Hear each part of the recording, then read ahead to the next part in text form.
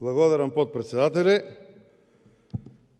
Почитуван заменик министр за финансии, почитувани колеги пратеници, што да кажам на процедуралност? Значи, за јавноста побаравме 1 час пауза, затоа што согласно информацијата која што ја добивме по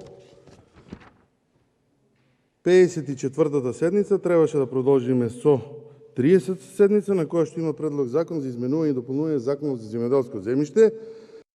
Вие, бидејќи е тука заменик министерот за финансии, сакавте да продолжите со 66-та седница, меѓутоа, бидејќи последователно требаше да се одржуваат седниците, побарав 1 час пауза за да пристигне представник кој што го номинирала владата по однос на Законот за изменување и дополнување на Законот за земјоделско земјиште.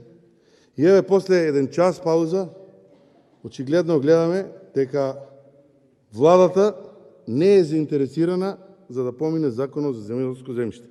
Ја не можам да отолкувам ова на друг начин, освен на тоа дека штом представниците од владата немаат интерес ова законско решение да им помине пред пратениците, тогаш нема друг одговор на целата оваа работа.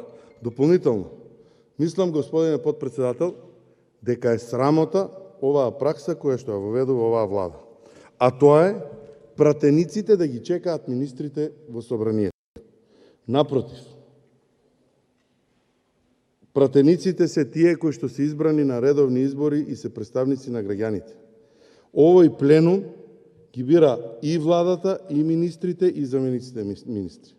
Навистина е неприфатливо и малку е зборот срамота да кажам дека владата, односно дотичното министерство, не ги удостојува пратениците и да присуствуваат тука.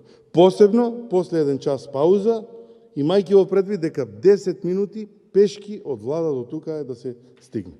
Навистина е срамота и не знам како ќе обраните.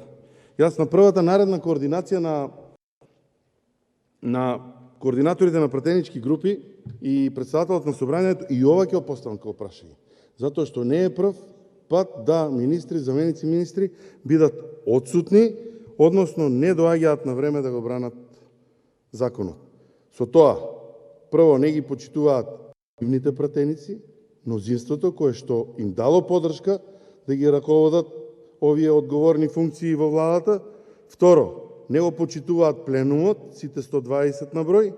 И трето, не ја почитуваат институцијата Собрание на Република Македонија, кое што им ја дало довербата да бидат таму кај што се. Навистина, како владеачко мнозинство и како влада, треба да се размислите за ова што го зборувам.